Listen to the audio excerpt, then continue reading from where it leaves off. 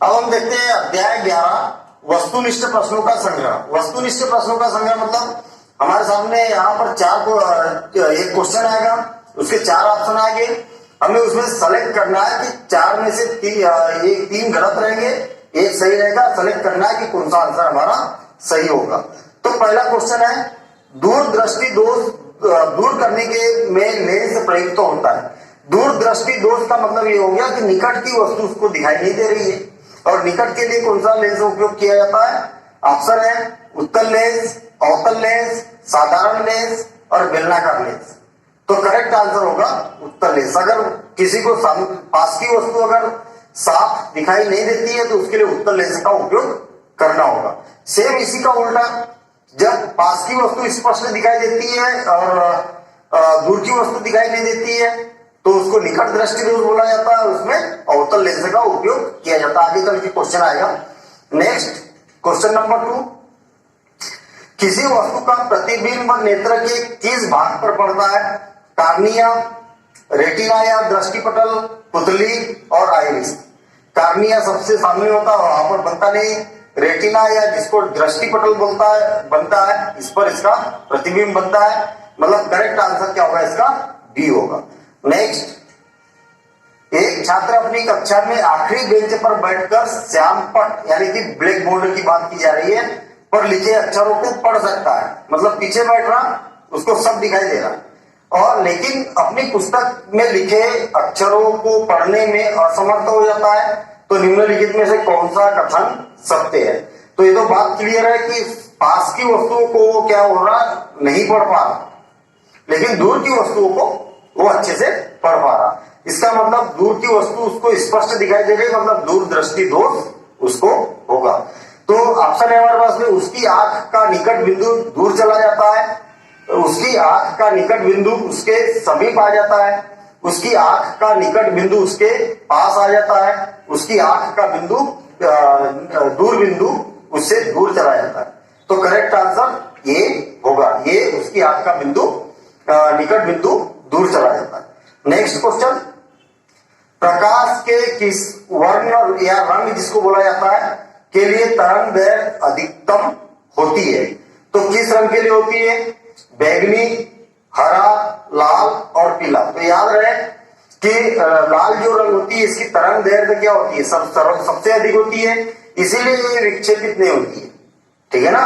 इसका जो मतलब मान लिया जाए कि कोई अगर सिग्नल है तो सिग्नल से हमारे तक लाइट सबसे ज्यादा लाल प्रकाश किरण का पहुंचता है, प्रकिरणित नहीं होती। मतलब कहने का मतलब जो प्रकिरणन होता है, प्रकिरणन लाल रंग का सबसे कम होता है, क्योंकि इसकी तरंग दैर्घ्य क्या होती है? सर्वाधिक होती है। नेक्स्ट क्वेश्चन, स्वस्थ मनुष्य के लिए स्पष्ट दृष्टि की न्यूनतम दूरी है? स्वस्थ जो मनुष्य है वो सबसे नजदीक वस्तु कितनी दूरी की वस्तु को देख सकता है? ऑप्शन है 20 सेंटीमीटर, 25 सेंटीमीटर, 10 सेंटीमीटर, 30 सेंटीमीटर। तो करेक्ट आंसर क्या होगा? 25 सेंटीमीटर। मतलब स्वस्थ मनुष्य जो है वो स्पष्ट दृष्टि उसकी क्या होती है? 25 सेंटीमीटर न्यूनतम होती है, और अधिकतम क्या होती है? अनंत होती है। तो ये दूसरा ऑप्शन भी हमारा यहाँ पर तैयार हो गया। तो अगर दूर बोला जाता तो अनंत हमें बोलना होता। नेक्स्ट क्वेश्चन, नेत्र लेंस की फोकस दूरी कम हो जाने से कौन सा दृष्टि दोष होता है? तो निकट दृष्टि दोष, दूर दृष्टि दोष, जरा दूरदर्शिता और इनमें से कोई नहीं। करेक्ट आंसर क्या होगा? निकट दृष्टि दोष। ये हम कई बार समझ चुके, क्वेश्चन के भी हम कर चुके हैं। नेक्स्ट, निकट दृष्टि दोष दूर करने में लेंस प्रयुक्त होता है। निकट दृष्टि दोष मतलब उसको दूर की वस्तु दिखाई नहीं दे रही है, और इसके लिए क्या होगा? अवतल लेंस का उपयोग किया जाएगा। तो करेक्ट आंसर यहाँ पर अवतल लेंस होगा। नेक्स्ट क्वेश्चन, नेत्र के रेटिना पर किसी वस्तु का कौन सा प्रतिबिंब बनता है? रेटिना पर, ठीक है, कैसा बनता है? काल्पनिक सीधा छोटा, काल्पनिक उल्टा और बड़ा, वास्तविक उल्टा और छोटा, वास्तविक उल्टा और बड़ा। तो हमें मालूम होना कि जो रेटिना पर प्रतिबिंब बनता है वास्तविक बनता है, उल्टा बनता है और छोटा बनता है। और जो हमें मस्तिष्क उसका आभास करता है, ठीक है, मस्तिष्क उस प्रतिबिंब को आभास करता है, वो सीधा करता है, बराबर करता है, जितनी बड़ी वस्तु है उतना बड़ा करता है, और सीधा वास्तविक प्रतिबिंब का मस्तिष्क का आभास करता है। नेक्स्ट, कोई छात्र आपतन कोण के विभिन्न मानों के लिए कांच के त्रिभुजाकार प्रिज्म से होकर गुजरने वाली प्रकाश किरण के पथ आरेखित करता है। प्रकाश किरण आरेख के विश्लेषण करने पर उसे निम्नलिखित में से कौन सा निष्कर्ष निकालना चाहिए? निर्गत ऑप्शन है, निर्गत किरण आपतित किरण के समांतर होती है।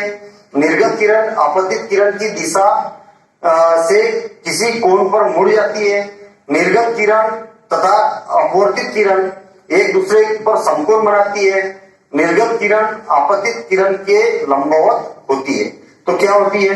जैसे अगर कोई प्रिज्म है, ये आपतित किरण हो गई और ये क्या हो गई? निर्गत किरण हो गई। क्या हो गई? आपतित जो किरण है और ये क्या हो गई? निर्गत किरण हो गई। इसको बढ़ा दिया जाए। ये समकोण है क्या? नहीं है। समांतर है क्या? नहीं है। पहला ऑप्शन क्या बोला था? समांतर होती है तो नहीं है। समकोण, तीसरा ऑप्शन बोला समकोण है, नहीं है। लंबवत है, ठीक है, लंबवत और समकोण एक ही होता है वैसे, है ना। सी और डी ऑप्शन एक ही है, लेकिन इसका करेक्ट आंसर होगा बी। क्यों? क्योंकि निर्गत किरण आपतित किरण की दिशा से कुछ कोण पर मुड़ जाती है। देखिए इस कोण पर एक क्या हो गई? मुड़ गई। नेक्स्ट क्वेश्चन, श्वेत प्रकाश जब प्रिज्म से होकर गुजरता है तो वर्ण यानी कि रंग सबसे कम विचलित होता है, वह है। सबसे कम कौन विचलित होता है? क्वेश्चन हम कर चुके हैं, हमें मालूम होना चाहिए। ऑप्शन है हमारे पास में लाल, पीला, बैंगनी और हरा। करेक्ट आंसर क्या होगा? लाल होगा। जो सूर्य रक्ताभ दिखाई देता है इसका भी यही कारण है। अच्छा, जब सिग्नल से लाइट हमारे तक पहुंच जाता है इसका भी कारण यही है। और इसका कारण हम बोल सकते हैं कि जब प्रिज्म से जब प्रकाश विक्षेपण होता है तो प्रकाश यहाँ पर विक्षेपित होने के बाद में वर्ण विक्षेपण जिसको बोला जाता है, सबसे ऊपर लाल कलर होने का भी कारण यही है, ठीक है ना। तो लाल कलर कम विचलित होता है जिसके कारण ये सबसे ऊपर होता है, और बैंगनी सबसे ज्यादा विचलित होता है, वो क्या होता है? सबसे नीचे की ओर होता है। नेक्स्ट क्वेश्चन, जब प्रकाश की किरण नेत्र में प्रवेश करती है तो प्रकाश का अधिकतम अपवर्तन होता है निम्न पर। क्रिस्टलीय लेंस पर ये तो काफी अंतर रहता है, कार्निया तथा बाह्य पृष्ठ पर, उपतारा मतलब आइरिस पर, तारा या प्यूपिल पर। तो करेक्ट आंसर इसका बी होगा, क्योंकि कार्निया सबसे बाहरी पृष्ठ होता है और कार्निया क्या करता है? अधिकतम प्रकाश को अंदर अपवर्तित कर लेता है। ट्रांसपेरेंट रहता है, पारदर्शी होता है, और प्रकाश का इसमें अधिकतम प्रकाश का अपवर्तन हो जाता है, मतलब प्रकाश कार्निया से होकर ही नेत्र में पहुंचता है। नेक्स्ट, एक व्यक्ति 2 मीटर से अधिक दूरी पर रखी वस्तु को स्पष्ट रूप से नहीं देख पाता है तो दोष दूर किया जा सकता है। 0.5 डी से, -0.5 डी से, 0.2 डी से और -0.2 डी से। ये तो बात क्लियर है कि 2 मीटर से अधिक दूरी की बात की जा रही है, स्पष्ट नहीं देख पा रहा, मतलब क्या हो रहा? दूर की वस्तु को साफ नहीं देख पा रहा, तो कौन सा लेंस लगेगा इसमें? उत्तल लेंस। और उत्तल लेंस में जो इसका उसकी क्षमता होती है वो क्या होती है? ऋणात्मक। कहने का मतलब अपना बी या डी आंसर सही हो सकता है। किस आधार पर? दूर की वस्तु उसको स्पष्ट नहीं दिखेगी, यानी कि दूर की वस्तु साफ नहीं दिखाई दे रही है, तो उसको अवतल लेंस का उपयोग करना पड़ेगा। और अवतल लेंस की फोकस दूरी क्या होती है, मतलब उसकी क्षमता क्या होती है?